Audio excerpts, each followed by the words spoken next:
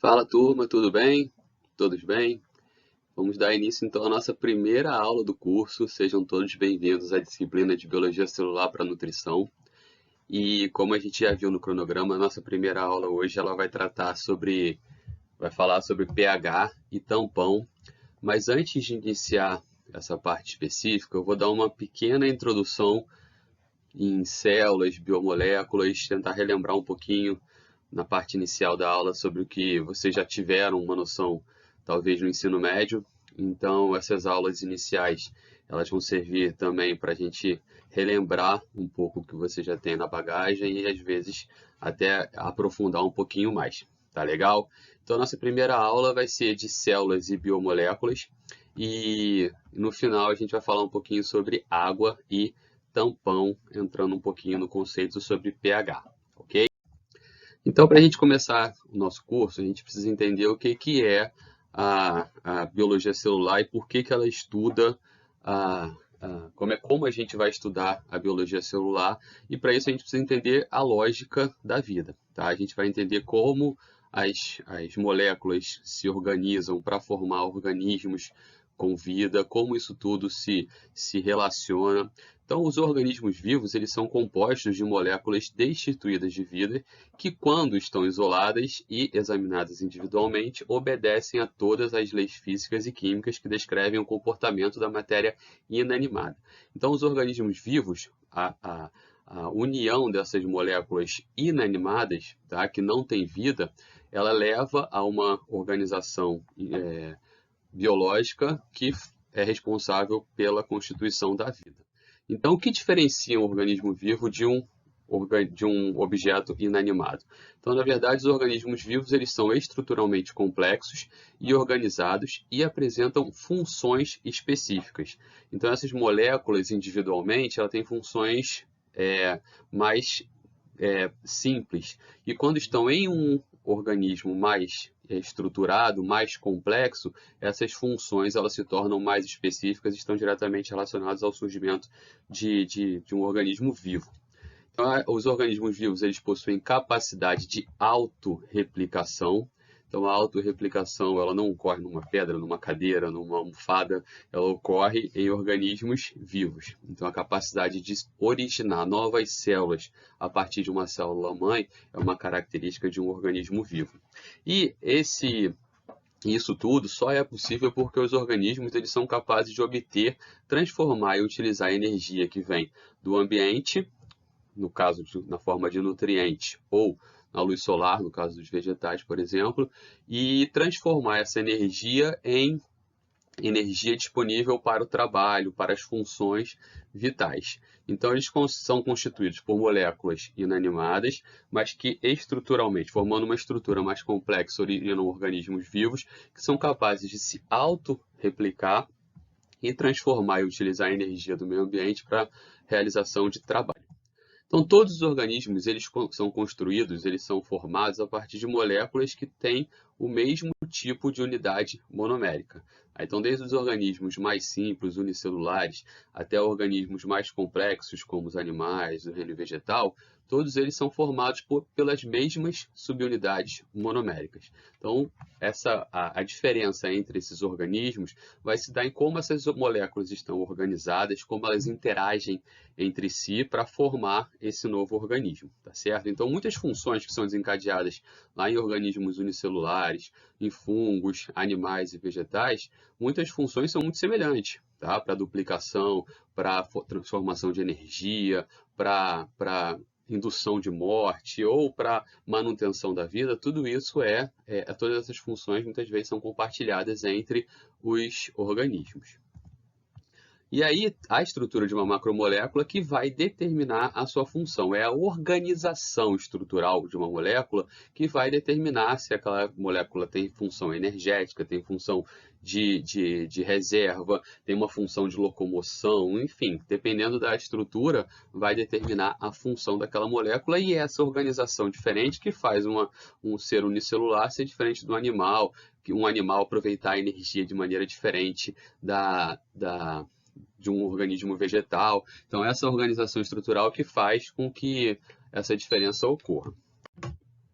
Então, essas subunidades monoméricas são os aminoácidos, nucleotídeos, monossacarídeos, que são bem simples estruturalmente, mas que se organizam para formar macromoléculas, como proteínas, ácidos nucleicos e polissacarídeos, que são estruturalmente mais complexos e formam, então, são responsáveis pelas diferentes funções que a gente tem no nosso organismo. Então, num vegetal, os aminoácidos vão se organizar de maneira diferente para formar proteínas diferentes com funções diferentes. Os nucleotídeos vão se organizar para formar ácidos nucleicos, né, DNA, RNA, de maneira diferente nos vegetais e nos animais. Então, isso vai formar estruturas diferentes com funções diferentes. E essas macromoléculas, por sua vez, se organizam para formar unidades mais complexas, que são as células, que são as nossas unidades estruturais básicas. Então, existem aminoácidos que formam proteínas, por exemplo, que estão relacionados, estão responsáveis pela manutenção da vida no organismo unicelular, numa bactéria, por exemplo.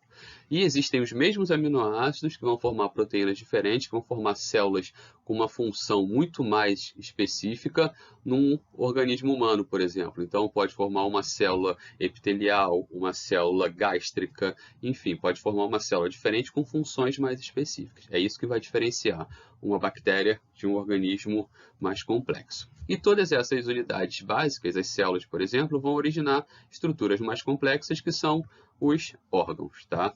E tecidos. Então, essas biomoléculas, elas são formadas pelos mesmos elementos químicos em todos os organismos, dos quais 30 são essenciais para os organismos vivos. Desses 30 essenciais para os organismos vivos, 4 deles formam 99% da nossa estrutura. São o hidrogênio, oxigênio, nitrogênio e o carbono. Então, esses 4 elementos químicos formam quase a totalidade da nossa estrutura viva, formando diferentes organizações, tá certo? Formando pontes de hidrogênio, dois hidrogênios, interagindo de maneira diferente para formar estruturas diferentes. Então, essas macromoléculas, elas vão se organizar esses elementos químicos vão se organizar para formar estruturas diferentes, como, por exemplo, a glicose é formada por carbono, oxigênio e hidrogênio, que se organiza de uma forma diferente do que o carbono e o oxigênio, que vão formar lipídios, por exemplo, ácidos graxos. Então, aqui, ó. Então, a estrutura, as moléculas são formadas pelo mesmo carbono, o mesmo oxigênio e o mesmo hidrogênio, só que se organizam de maneira diferente para formar uma glicose, um monossacarídeo do que um lipídio. Tá? A mesma forma nas bases nitrogenadas, que tem também carbono, hidrogênio, oxigênio e nitrogênio, que se organizam de maneira diferente para formar as bases nitrogenadas. Tá certo? Então, o que a gente tem são organizações diferentes dos mesmos elementos químicos. Então, diante disso, a gente sabe que essas moléculas não são, como a gente falou lá no início da aula, a gente é capaz de transformar, utilizar esses elementos químicos, a energia da interação desses elementos químicos para formar diferentes estruturas. E é a forma como a gente faz isso que leva à nossa diferenciação, o nosso organismo ser mais diferenciado, mais complexo que uma bactéria, por exemplo, que um vegetal, por exemplo, tá certo? Então, muitas dessas moléculas, elas são encontradas no interior das células, têm alto peso molecular e são construídos de precursores simples. Então, aminoácidos, monossacarídeos, nucleotídeos vão formar moléculas mais complexas, como proteínas, polissacarídeos e ácidos nucleicos.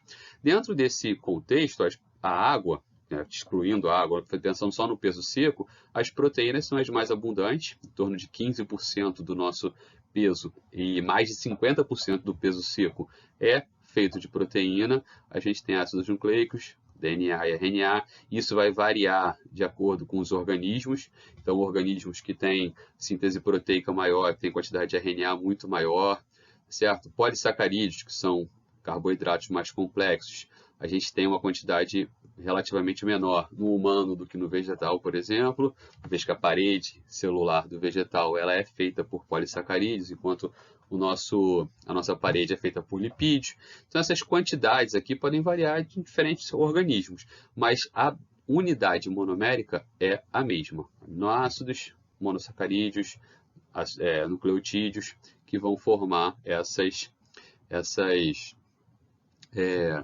moléculas. Então, as proteínas constituem o maior peso seco e a água constitui mais de 70% da nossa célula, do nosso peso corporal. E essas diferentes macromoléculas, elas se organizam diferentemente na nossa estrutura. Então, por exemplo, tem aqui a membrana plasmática, que possui na sua estrutura lipídios associados a glicídios, os glicolipídios, fosfolipídios, que são lipídios conjugados a um fósforo, que é um outro elemento químico, proteínas que vão atravessar a membrana. Então, são moléculas que vão se organizar na nossa membrana plasmática, determinando a nossa periferia celular, e essa organização aqui é diferente de uma parede celular de um vegetal, por exemplo, de um fungo, tá bom? Então, essa organização que vai fazer com que a gente tenha diferentes organismos interagindo no nosso sistema. Então, só para relembrar lá do ensino médio, as diferenças que eu estou falando aqui, ó, então a parede celular de um vegetal, ela é formada basicamente por celulose, então um polissacarídeo, enquanto a nossa membrana é formada por lipídios, proteínas. Então a estrutura diferente faz com que essas células tenham comportamentos diferentes em ambientes diferentes, e isso que faz com que essas células sejam viáveis. Tá bom? Então, uma célula animal, ela não sobreviveria no ambiente que alguns vegetais sobrevivem. Células vegetais não seriam viáveis no organismo humano, por exemplo. Então, essas adaptações são de acordo com o ambiente, de acordo com o tipo de vida que aquele determinado organismo leva, tá certo? E aí, para formar essas estruturas que são presentes tanto em células vegetais como em células animais, algumas até compartilhadas, né, ribossomos, por exemplo, retículo endoplasmático. Então, essas estruturas são formadas pelas mesmas macromoléculas, e o que vai diferenciar elas, então, é a forma como elas se organizam. E como elas também interagem entre si. Então, quando tem uma proteína que vai ser inicialmente sintetizada, né, o RNA sintetizado no núcleo, depois ele vai ser traduzido no citoplasma, endereçado para uma determinada região da célula, para uma determinada organela, que a gente vai ver na aula de endereçamento. Então, essa proteína, ela obedece um caminho, ela interage com algumas outras moléculas presentes na célula, e essa interação faz com que essa célula se torne viável, tá certo? Então, uma proteína que está na membrana, ela age de maneira diferente de uma proteína que está numa mitocôndria, que está dentro do núcleo, que está dentro de uma outra organela. O que vai levar a essa interação, essa diferença da proteína na localização, na sua função, determina a vida celular, tá ok? É crucial para a vida celular. Essa interação depende da estrutura da proteína, da organela onde ela está inserida. Dentro dessa organela, o pH é diferente no lisossomo, por exemplo, do que no núcleo, do que no citoplasma. Então, são situações que vão fazer com que aquela determinada molécula tenha a sua função ou não. No caso da aula de hoje, a gente vai ver isso relacionado ao pH. Então, a gente tem diferentes pHs dentro das células que são importantes para aquela determinada macromolécula poder determinar sua função e, assim, essa célula se tornar viável. Isso tudo, ela obedece ao que a gente chama de um estado estacionário dinâmico, ou seja, é uma mobilização de moléculas, uma síntese, degradação, mobilização, transferência, formação de uma estrutura. Isso tudo é extremamente dinâmico numa célula. Tá certo? A gente não tem uma célula o tempo todo com a sua estrutura. Isso o tempo todo está se movimentando, mas mantendo aquela célula num estado que a gente chama de estacionário, ou seja, ela é estável, só que obedecendo a um dinamismo. O que é isso? Esse estado estacionário ele diz respeito à formação e degradação de uma determinada molécula. Então, por exemplo, para a gente formar a hemoglobina, está presente em hemácias, em eritrócitos, a gente precisa de precursores. Então, a hemoglobina é uma proteína que é formada por aminoácidos. Então, esses aminoácidos precisam estar disponíveis no meio, no citoplasma, para a tradução celular, para formar uma proteína. Essa proteína formada ela vai ter a sua função. No entanto, aqueles aminoácidos que formaram aquela determinada proteína, eles precisam servir como precursores para outras proteínas. Então, a formação de determinadas proteínas é feita a partir dos mesmos aminoácidos. Tá certo? Isso é um exemplo que a gente está dando. Então, para que tenha uma síntese de uma nova hemoglobina ou de uma nova proteína, essa hemoglobina ela precisa ser degradada e liberar esses aminoácidos ali da sua quebra. Então, tem aminoácidos que vão ser unidos para formar uma hemoglobina, uma proteína, por exemplo. Essa proteína precisa ser degradada para liberar os aminoácidos que vão servir como precursores para uma outra proteína. Isso ocorre o tempo todo. Isso é o tempo todo ocorrendo, tá certo? A gente sintetiza proteína e degrada a proteína o dia inteiro, o tempo todo na nossa vida. E isso é extremamente importante para a gente sintetizar novas moléculas. Por exemplo, se vocês precisarem realizar um exercício físico, vocês estão lá dormindo, acordam, vão realizar um exercício físico. Quando a gente vai realizar exercício físico, a gente tem liberação de adrenalina, a gente tem algumas... A adrenalina é um peptídeo, é uma proteína. Para a síntese de adrenalina, a gente vai precisar de alguns aminoácidos. Esses aminoácidos vão ser disponibilizados pela quebra de alguma proteína que a gente não está utilizando agora. Então, vocês estavam dormindo, utilizavam uma proteína, acordaram, precisaram de uma outra proteína. Então, você degrada uma proteína, pode ser uma proteína muscular, pode ser alguma proteína qualquer, e esses aminoácidos vão ser disponibilizados para que tenha síntese de uma nova proteína. Aqui no caso, eu estou dando o exemplo da adrenalina, por exemplo. Tá certo? Então, essa síntese e degradação precisa obedecer um equilíbrio para que a gente tenha um organismo viável. Tá? Então, a síntese tem que obedecer à velocidade da degradação para que a gente tenha um equilíbrio. Qualquer alteração nessa velocidade, você vai ter alguma patologia, vai ter algum distúrbio que vai fazer com que uma hemoglobina, por exemplo, seja mais digerida, mais degradada do que formada. Então, a degradação sendo mais rápida do que a síntese, essa hemoglobina ela vai diminuir de quantidades no nosso organismo. E aí a gente vai ter um transporte de oxigênio, que é a função da hemoglobina, debilitada. Ok?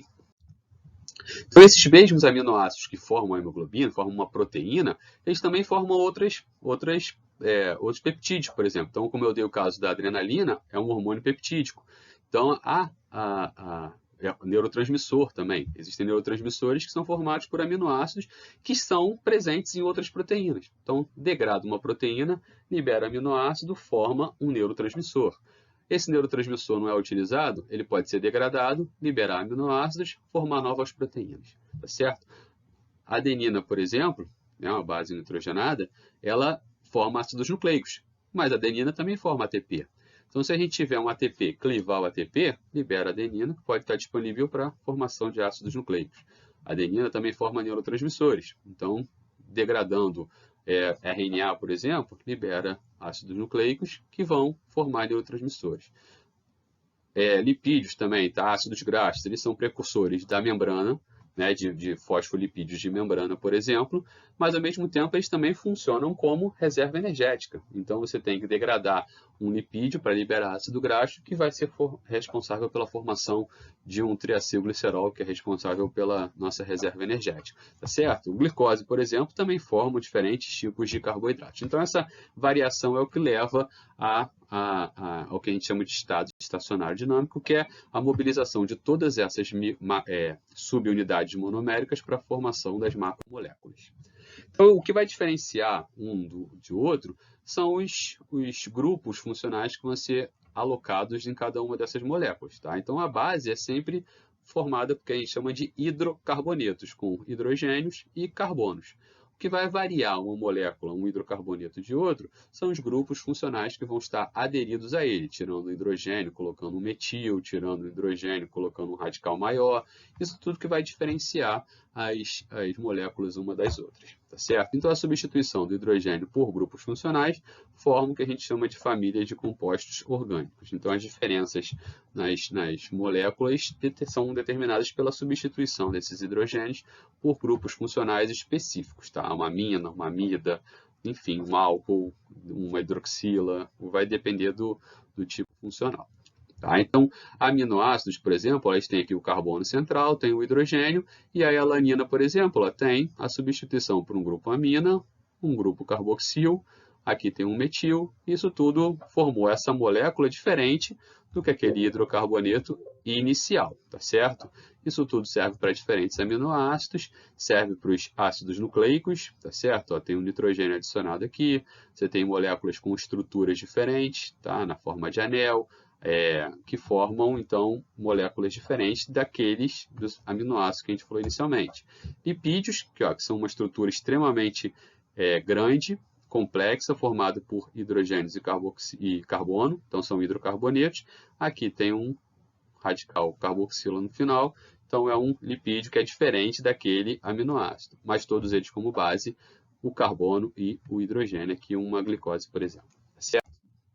Então, a estrutura celular ela é hierarquizada. A gente tem a célula formada por complexos supramoleculares, a cromatina, a membrana plasmática, a parede celular, são estruturas mais complexas, formadas por ligações não covalentes, como pontes de hidrogênios, interações iônicas e interações hidrofóbicas. Esses complexos supramoleculares, ou seja, mais complexos que uma molécula, elas são formadas por macromoléculas, que formam um nível abaixo na hierarquia. Então, a cromatina ela é formada por grande quantidade de DNA. A membrana plasmática é formada por proteínas, lipídios, glicídios. E a parede celular é formada por celulose. Então, um complexo supramolecular formado por macromoléculas. E essas macromoléculas, por sua vez, formadas por unidades monoméricas menores. Então, a cromatina é formada por grande quantidade de DNA. O DNA, por sua vez, é formada por nucleotídeos. A membrana plasmática formada tem na sua estrutura proteína, e a proteína, por sua vez, é formada por aminoácidos. A membrana plasmática, que é formada por celulose, que é um polissacarídeo, é formada na sua unidade mais simples por glicose. Então, unidades monoméricas é um monossacarídeo, é a glicose. Então, essas interações que ocorrem nas unidades monoméricas são ligações covalentes, são ligações mais fortes que fazem com que essa molécula, essa unidade monomérica, se torne estável. E essas unidades, por sua vez, se ligam por ligações não covalentes para formar esses complexos essas estruturas mais complexas, tá bom? Então, a gente tem basicamente 4 tipos de ligações para formar esses complexos supramoleculares, como as pontes de hidrogênio, né, que podem ser entre grupos neutros ponte, né, entre peptídeos, né, entre aminoácidos para formar uma proteína, por exemplo. Interações iônicas, tanto de atração como de repulsão. Tá? Então, cargas contrárias interagem, cargas diferentes vão se repelir, vão causar repulsão. Interações hidrofóbicas, formadas entre estruturas apolares, que não interagem então com a água, e interações de Van der Waals, que são formadas por interações atômicas entre duas moléculas através de proximidade sem ter troca de carga. Então vamos lá. Então a gente deu uma estruturada rápida aqui, e aí vamos começar a falar um pouquinho agora de pH e água. Tá? Então a água ela tem uma importância muito grande para os seres vivos por diversas funções. E uma delas a gente vai falar daqui a pouquinho, que está relacionada com o que a gente vai falar de pH. Então, é a substância mais abundante em todos os seres vivos. A gente precisa de água e obtém essa água de várias formas, tá? Através do ciclo da água, através de reações químicas que liberem água, por exemplo, né? Por causa da degradação aqui, a quebra da glicose. Através da alimentação, frutas e a própria água mesmo. Essa água ela é originada a partir da nascente e tem um ciclo de renovação no nosso ambiente que permite que a gente possa reaproveitar essa água o tempo todo. A gente elimina a água, absorve a água o tempo todo no nosso organismo. Vou até beber uma água aqui que eu lembrei. Então, elas têm várias funções, mais do que as funções orgânicas. Funcionam como transporte hidroviário, está relacionado com o processo de desidratação, então a perda de água é extremamente grave, gera consequências patológicas bem graves.